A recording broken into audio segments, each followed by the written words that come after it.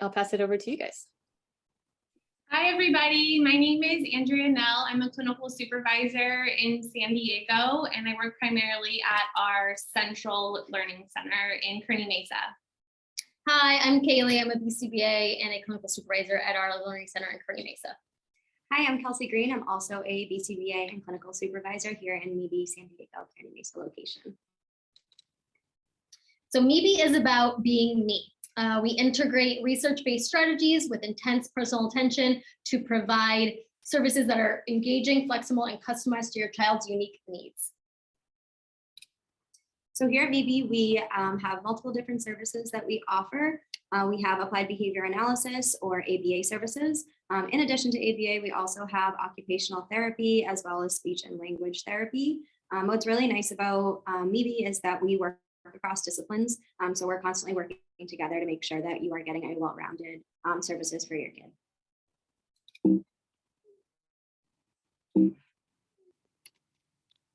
So these are all of our locations. We have locations in California, Washington, Texas, Virginia, and we're growing. And then we'll go into a little bit more detail about where our centers are located. So right now, we don't have centers at all of our MeBe locations, but primarily today we'll be talking about what we do at our learning centers. So we'll give you more information on those specific locations coming up. And then make sure to follow us. We're on Instagram, YouTube, and Facebook. Follow us at MeBe Family. So today we are going to be learning about the ABA School Readiness Program. First, we're going to talk about what is ABA at MeBe and what is the ABA School Readiness Program. You guys will learn about who can attend and when your child can attend.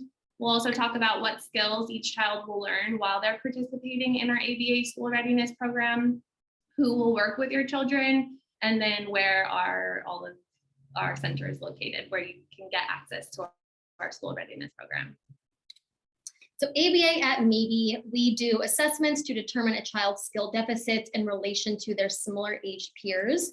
We integrate research-based strategies with personalized and individual goals for each child. They're very natural and play-based. We use an assessment called the VB-MAPP, which assesses social skills, group skills, vocal skills, play skills, all of those fun things to get them ready for school.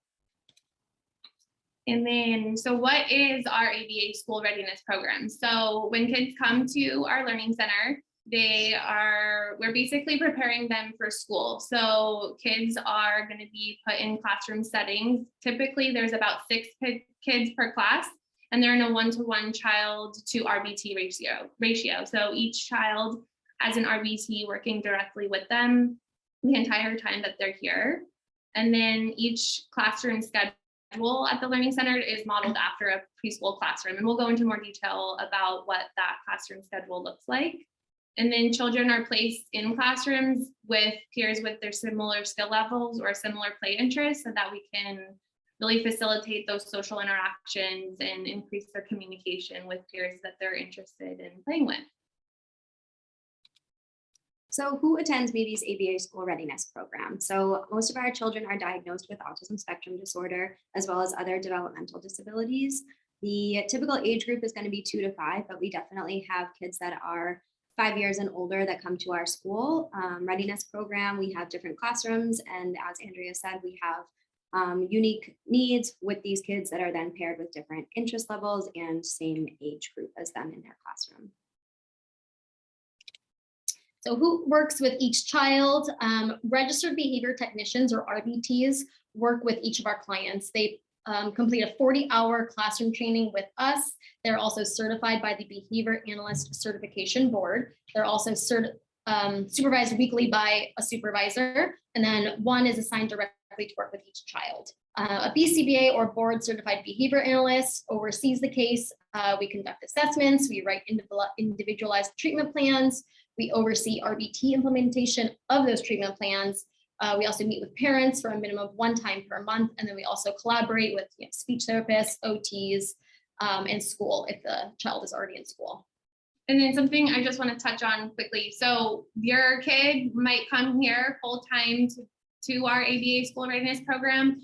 And that means that you're not here with them. So it's really an important component of their program here is the parent training. So you'll meet with your supervisors, like Keely said, a minimum of 1 time per month so that we can really inform you about everything that's going on. And then of course, the more we meet to talk about everything that's going on while your child is here, the more you're able to implement skills that they're learning here. You can practice with them in the home setting or the community setting when they're not here at the center. So where are our school readiness programs? We do have a handful of school readiness programs across the country. Some of these locations include California, Colorado, Arizona, Washington, and Virginia. We definitely have a goal to begin opening more school readiness programs at different learning centers across the country. When do kids go to MeBe's ABA School Readiness Program? Children who are prescribed through medical necessity 25 to 40 hours per week of ABA can attend MeBe's ABA Learner Readiness Program. It's recommended that children will attend 5 days per week, so Monday through Friday, for a minimum of 4 hours per day. So what are some school readiness skills? So earlier, Kaylee mentioned that one of the assessments that we do when your child is first prescribed ABA is the VB-MAPP assessment. And one portion of that assessment is the transition assessment. So we want to look at how your child is doing. Are they able to follow classroom routines and play in a group setting? Do they have social behaviors? Are they interacting with their peers? Can they play independently? So can they entertain themselves, basically? We also are making sure that they're able to work independently on pre-academic tasks. And can they generalize their skills? So if they're learning skills here at the Learning Center, that's awesome, but we want to make sure that they're able to demonstrate those skills in other settings too, of course, so that they're able to go to school and have all these skills transfer over into that setting. And then we want to make sure that they're acquiring and maintaining new skills over time. So we are just tracking their progress. And as they learn one skill, we build on that so that they continue to learn new skills over time. And then we want to make sure that they're learning in the natural environment, which is something I'll go into a little bit more detail about in a little bit. And then adapting to change is another big one. So maybe they're used to just always being at home. So they get experience coming here and separating from their parents for a couple hours and having that experience here, which helps prepare them for when they're going to school full time. And then we also want to make sure that they have general self-help skills so that they're independent with things like feeding or maybe going to the bathroom or washing their hands. So here we see an example of our classroom schedule. So this is from our classroom 2. You can see the schedule goes from 8:15 to 5:45 throughout the day. This is posted in every classroom and actually at every table in every classroom. So it's easy for all the behavior therapists to follow along throughout the day, and also has important information on there, including who the activity leaders are. They do a really good job of making sure the classrooms are ready for different arts and crafts activities, getting materials, and making sure that the schedule kind of moves smoothly throughout the day. You'll also see here that we have a visual schedule posted in every classroom. This is more for the kids to see. These visual schedules are changed by the behavior therapist. Sometimes the kids help to make sure that we are on track. Having those visual schedules helps a lot with transitions and just having kids know what to expect throughout the day. Here we have a couple different pictures of some of the activities in our schedule. So we have our circle time activity. They go through books, they ask different questions, they sing songs, work on fine motor, as well as go over calendar information.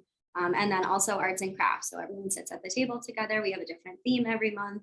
The kids get really excited about setting things up, creating arts and crafts that they can take home or hang in the classroom.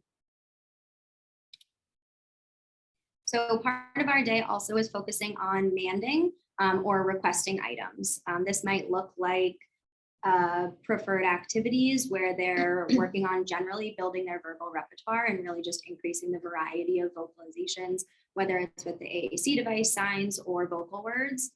This can also include asking for more of things, more food items, more toys. It also can pair good with different social skills. So we might be working on them requesting to take a turn with a toy from a peer and working on sharing as well as initiating play or asking a friend to play with them. So skills taught during arts and crafts, which is a time that I love.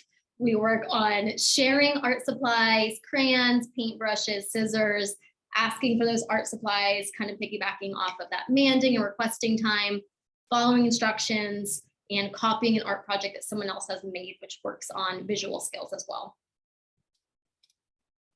So here's the natural environment teaching. So we use items that are already in the child's environment or in their classroom in this case to provide teaching opportunities. So for example, there's a picture of a kid here. He's playing with the marble run. And we can use that as an opportunity for him to label his colors. If he wants to make it bigger, we can make that opportunity for him to say bigger or more tracks. He can ask for the marbles so that he can race them down. Or maybe he can work on asking a friend to play with him or taking turns with the marble. That's a big one that's popular around here. Everyone wants to play with the marble run. So that's a really good opportunity. Naturally, all the kids want to play with the marble run, and then we're able to practice them sharing, taking turns. So we also add a little bit of structure to our schedule by having table time throughout the day as well.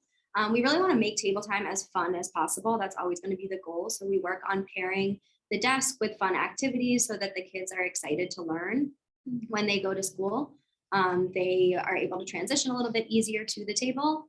So a big focus on table time activity, we typically are running mixed trial teaching as the intervention here. And pretty much what mixed trial teaching is repetitive, fast trials to teach a variety of different communication skills. So some of those communication skills include labeling items or actions, again, to really just increase that verbal repertoire and expand on what they already know. We'll also work on following instructions to identify pictures or items.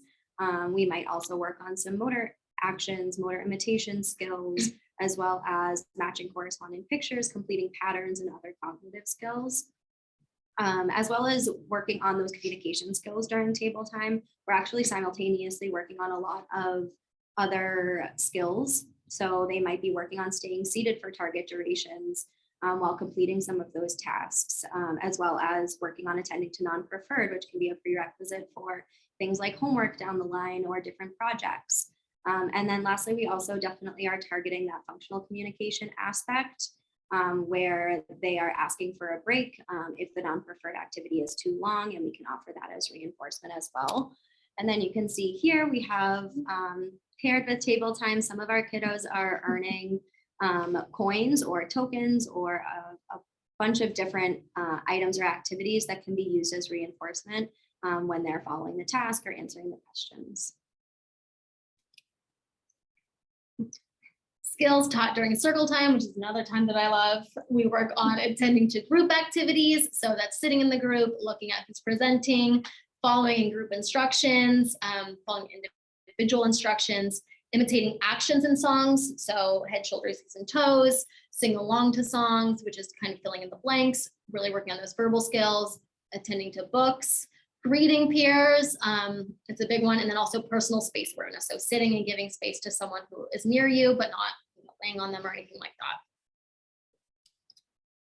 So recess time, that is a very highly preferred for a lot of our kids here, but we definitely strive to create as much structure during these times as possible. So you can see here that we have a visual choice board. This one's for our younger learners. We also have a older learners visual choice board as well, where they can choose activities. This targets taking turns throughout the day. Maybe one kid is choosing the song or the activity for the day, and then the next day another child will choose a game or activity as well. So during recess, we're really working on, in general, just working on group peer relationships and playing those games in a group setting. We're working on turn taking and waiting in line during these games, depending on what the activity is. We also are working on following group instructions. So this really prepares for that classroom setting where they might not have a one-to-one with them. And the RBT leads definitely are giving instructions to the whole class throughout the day, especially during recess, to make sure we're following the rules, and we give them priming warnings on when recess will be over. We're also working on responding to a peer's request to play, as well as asking a peer to play in a preferred activity. And this might be joining in on an ongoing activity or asking a peer to join them, as well as having them ask to join in on an activity that's ongoing already.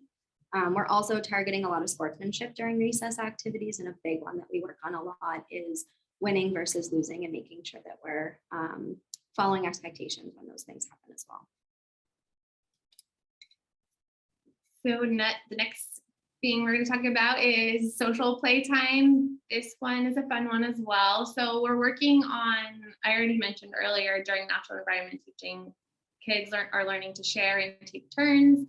They're learning to play board games, which piggybacks off of Kelsey's last point about this is a good opportunity for them in a different setting to tolerate winning and losing. It's another opportunity for them to work on responding to a peer's request to play, or asking a peer to go play with them and go to the game cabinet to find a new board game to play, for example. And then also just personal space awareness. So when they're playing on the floor, making sure they're not sitting on top of each other. So we have this top picture up here where you can see the kid and his RBT are playing together. So we contrive opportunities where we're kind of like acting as the peer and playing as if we were kids, which then helps the child when they are in a social setting, play with the kids as well. So the picture below on the left with the two boys playing with the magnets, they're doing parallel play. So they're not really building the same structure of the magnets together, but they're playing next to each other doing the same activity. And then the girls on the right are taking turns playing a board game. We also work on activities of daily living skills. This includes toileting, so walking to the bathroom, waiting for a turn to go to the bathroom, washing hands, dressing, such as pulling up their clothes after going to the bathroom, appropriate mealtime behavior, such as sitting at the table, not grazing, sitting with peers at mealtime to kind of mimic lunchtime once they're in school, and then also responding to safety instructions, such as stop or come here, and then also age-appropriate coping skills, such as taking breaths or asking for a break. Activities of daily living skills are sometimes limited to the insurance company, so just make sure to talk to your supervisor if you have any specific questions about that. That's it. That was our overview of what a day here at MeBe's Learning Center would look like. And now we'll open it up to you guys if you guys have any questions about anything we've talked about so far today. So one of the questions is about if you're not receiving ABA services, how you could get into this program or start this program? Okay, so the first step is to get in touch with us. So I don't know, Katie, if we're sending that information of how to get started with MeBe, but you can, are we, Katie? Sending that information? Yes, yeah, sorry about that. Yep, I can include that information in the follow-up email with how to get started. Yep. Okay, cool. So yeah, you basically you'll have your initial assessment, which Kaylee is our assessor, so maybe you'll get to meet her. And we're in our assessment room right now, so maybe you'll come to this room.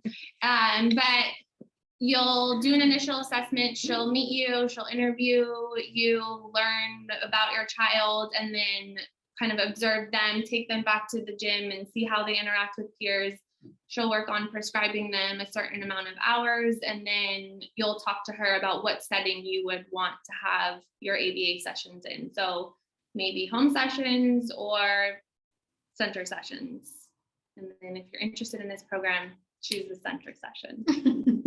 It's very fun. I got one more question about when we'll be open in Dallas, and we expect that we will be open in the fall, and that will be in Allen, and that's where that location will be, in Allen, Texas. Cool. Good to know. Can you talk about speech and OT and how maybe those services might be available as well? Yeah, so similarly, you would get in touch with us here at MeBe so that you can be, is it prescribed for those services as well? Prescribed, we'll get a referral for speech and OT, and then those services take place only at the Learning Center. So when we try to work out your schedule so that your kid would come for their ABA sessions, and then they would have speech maybe in between seeing 2 different RBTs, or at the end of their ABA session, they would transition to speech, for example, and then go to OT after, or maybe they do speech and OT first. We kind of, depending what works best for your schedules and our schedules, we try to work it out so that they can come here. You drop them off once, they can get all their services if they have referrals for all their services, and then pick them up once they're done with all their sessions. Perfect. Do you ever work with kids who are homeschooled? We do, yes. Yeah, we do. I guess maybe you can talk a little bit more about the age differences and how you group kids by age or skill. Yeah, so if your child is school aged and they're being homeschooled, we have that scenario happening right now. And so they come to our program still. And so that's what we were talking about in the beginning, where the age range is 2 to 5 if we're getting them ready for school, but maybe they're already in school and they're homeschooled. So they can still come to our program, and we still do the same things with them every day. They're just grouped with maybe older kids or kids that have their same skill level. And they're still going through the same daily schedule that all the other kids are. Their circle times might look a little different for older learners, or their recess games might look a little different, but they are all still on a schedule as well. Perfect. We got another question about how to get a referral. Maybe you can just talk a little bit more if you're early in the process, of what that may be like, from diagnostic to getting that ABA, to starting. Maybe you can give a run through what that process looks like for somebody who might just be starting that. Yeah, definitely. Once you usually get the diagnosis, your PCP or primary care physician can write a referral, and then we get that referral, and then we can kind of start the assessment process. So it doesn't usually take long to start that referral process, which is good.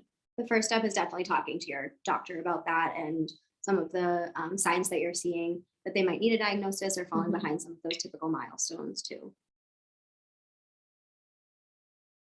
Perfect. And we've actually done a webinar on diagnostics in that process, so I can send that link as a follow-up as well. That really goes into detail on like the diagnostic process. So if that's where you are, that may be a helpful resource as well.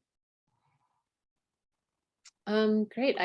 Let's wait a minute and see if anybody else has any questions. You can type them into the questions box or the chat box. I see that we've gotten a couple, so feel free to ask any other questions while we're here together. And then also, when I do send that follow-up, if you have additional questions, feel free to reply to that email or just give us a call, and we'll be happy to walk you through the process. All right, I don't see any other questions coming through yet. One person did ask if we're in San Diego, so we have our 3 locations in San Diego, which we're super excited about, and Carlsbad, Kearney Mesa, and then South Bay. All right, I don't see any other questions yet. Is there anything else you would like to add? Oh yes, thank you. And make sure to follow us on Instagram at MeBe Family, and we're also on Facebook, and we have a MeBe Family YouTube channel, which is where we'll post the recorded webinar. You can find all of our recorded webinars there. And we post other YouTube videos with like helpful tips and information on our YouTube channel. You can find all of that information on our website, mebefamily.com, and definitely call us for more information as well. All right, I think you did a great job of answering all the questions. So we can